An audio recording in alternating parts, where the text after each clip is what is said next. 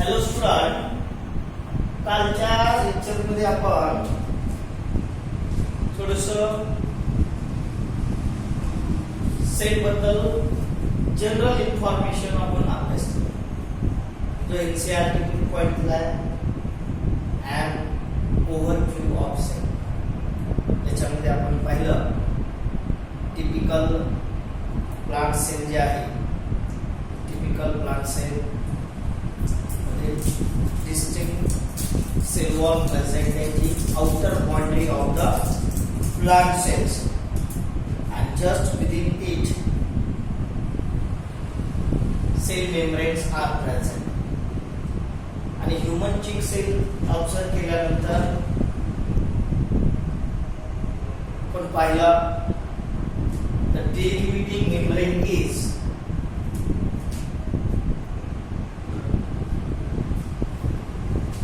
Outer boundary जी आहे ती आउटर बाउंड्री आहे सेल मेम्ब्रेन, जिला आपण डिलिमिटिंग मेम्ब्रेन, सीमा, ठीक आहे. त्याच्यानंतर आपण पाहिला सेलच्या आतमध्ये distinct membrane bound structure present आहे, ज्याला न्यूक्लियस असं म्हणतो. Inside this nucleus, chromosomes are present, which is in turn to genetic material DNA. म्हणजे तो जो क्रोमोसोम्स आहे, डीएनए जो आहे, हा डीएनए जेनेटिक मटेरियल म्हणून काम करतो. त्याच्यामध्ये पूर्ण आपली अनुवंशिक माहिती, आपलं पूर्ण भविष्य त्या डीएनए कडे प्रेझेंट आहे. म्हणजे आपली बॉडी कशा पद्धतीने वर्क करणार आहे त्याची पूर्णच्या पूर्ण इन्फॉर्मेशन त्या डीएनए कडे प्रेझेंट आहे. प्रीरिक्विसाइट इन्फॉर्मेशन आहे आणि तीच इन्फॉर्मेशन आपल्यामध्ये एक्सप्रेस केली जाते. जे काय मेटाबॉलिक रिएक्शन्स आपल्या शरीरामध्ये होतात त्याच्यासाठी लागणारे एन्झाइम्स, कुठल्या रिएक्शन साठी कोणता एन्झाइम्स लागतो, तो कसा तयार होणार आहे, त्याची पूर्ण इन्फॉर्मेशन ही कुणाकडे आहे, त्या डीएनए कडे प्रेझेंट. पण या beside this nucleus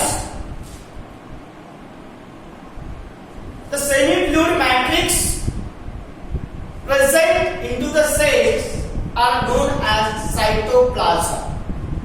त्यानंतर आपण cytoplasms, and the cytoplasms occupy the volume of cell. तो जो साइटोप्लाज्म प्रेजेंट है, cytoplasm occupies the volume of cell. सेलचा व्हॉल्यूम तुम्ही ऑक्युपाय केलेला आहे साइटोप्लाज्म. तुम्ही ऑक्युपाय केला आहे साइटोप्लाज्म जो आहे हा साइटोप्लाज्मनी ऑक्युपाय केलेला आहे. आणि साइटोप्लाज्म्स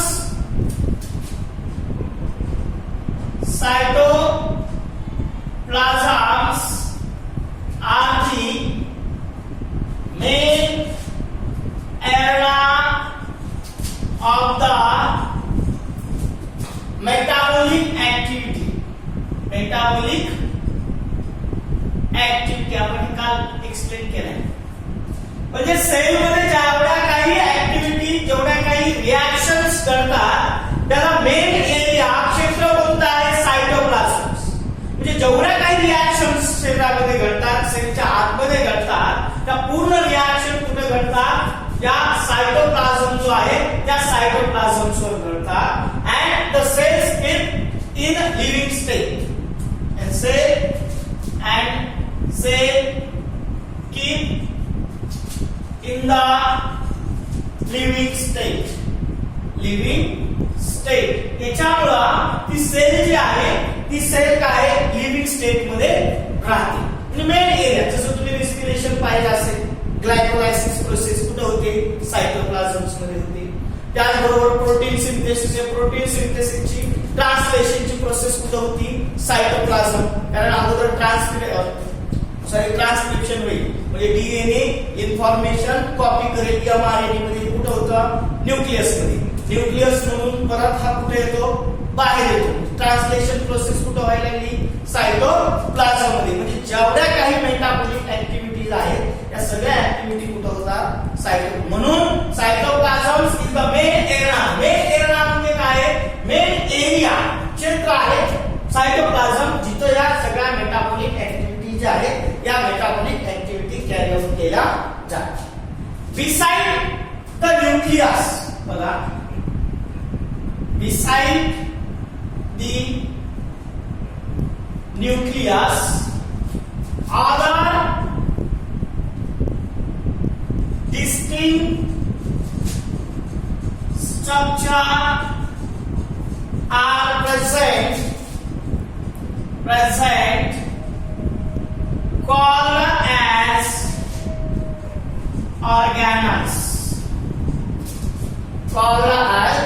organelles, and these organelles are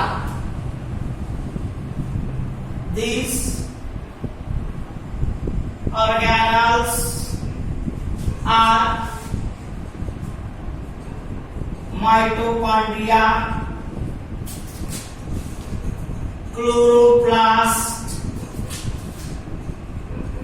endoplasmic reticulum, Golgi body, lysosomes, ribosomes,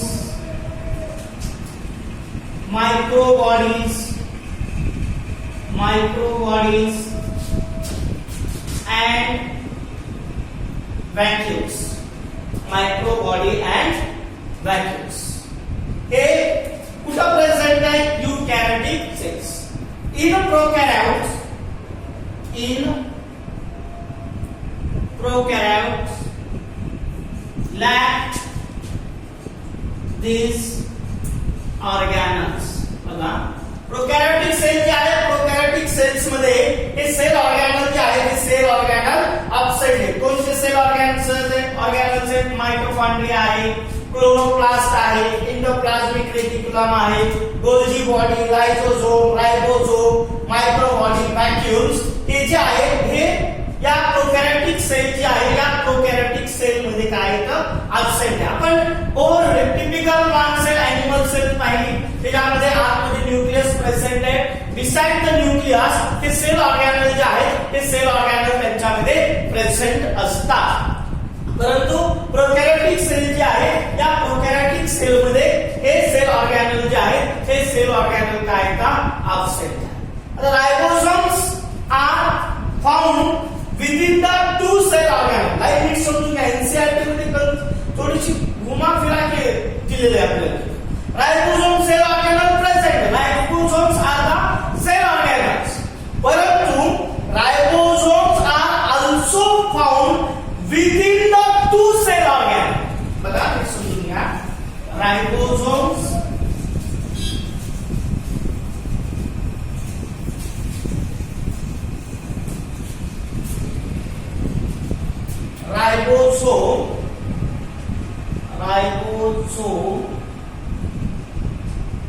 also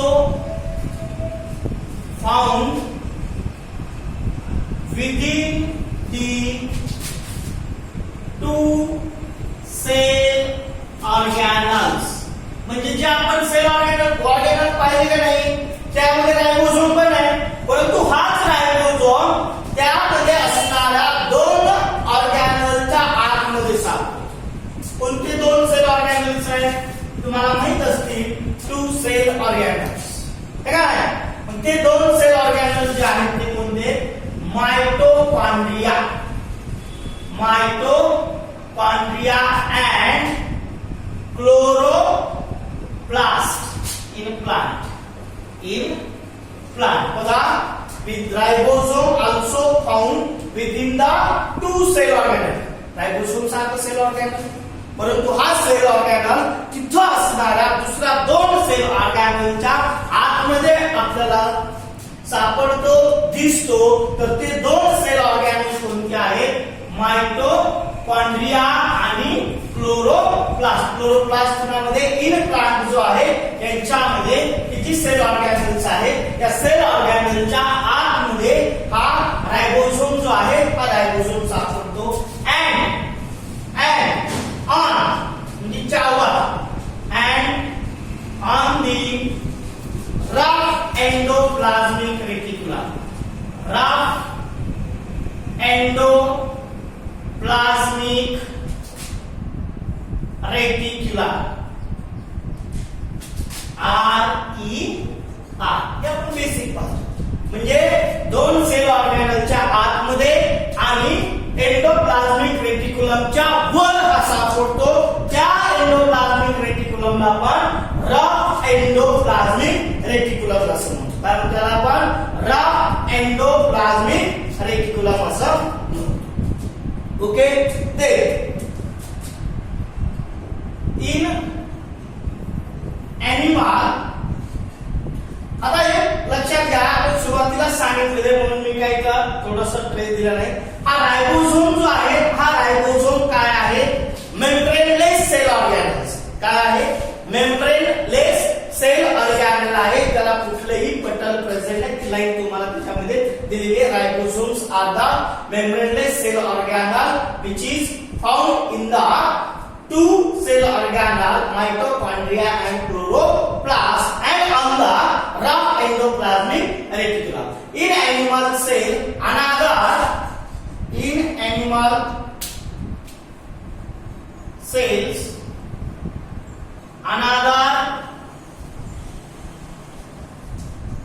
membraneless cell organelles are centrosomes. तुम्हाला आपण centrioles म्हणतो. तो आपण काम केलं आपण centrioles which helps in cell division. पाहिलं ना तुम्ही सेल डिव्हिजन. सेल डिव्हिजन्स मध्ये फायबर पाहिले की नाही तुम्ही?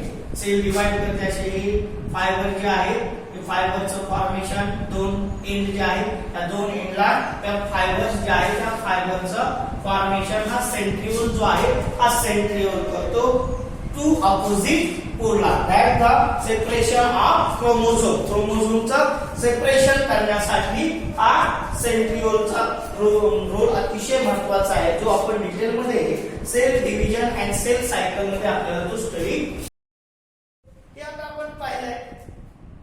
हे आपण आता इथपर्यंत आपण पाहिलं. आता आहे की नाही? आपल्याला बाकीचं पुढे पाहायचं आहे की स्लोली आपण आता चालू स्लो एनसीईआरटी नुसार आपण चाललोय. खरं तरी फाउंडेशनची बॅच आहे आणि हा सुद्धा टॉपिक बेसिकच आहे. नववीला झालाय, तुम्हाला आठवीला, आता इथं आपल्याला 11वीला पण रिझल्ट महत्व जास्त आहे.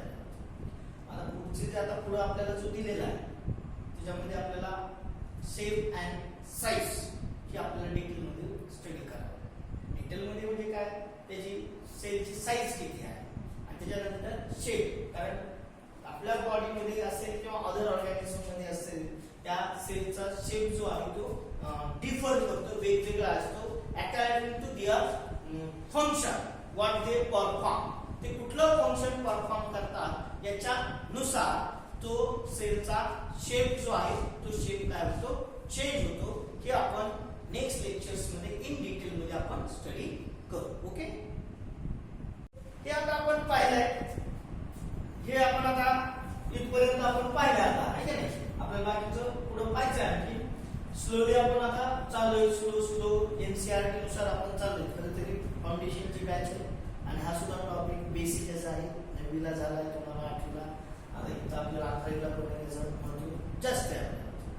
आता पुढचे जे आता पुढे आपल्याला जो दिलेला आहे त्याच्यामध्ये आपल्याला शेप अँड साईज ही आपल्याला डिटेल मध्ये स्टडी करावं. डिटेल मध्ये म्हणजे काय?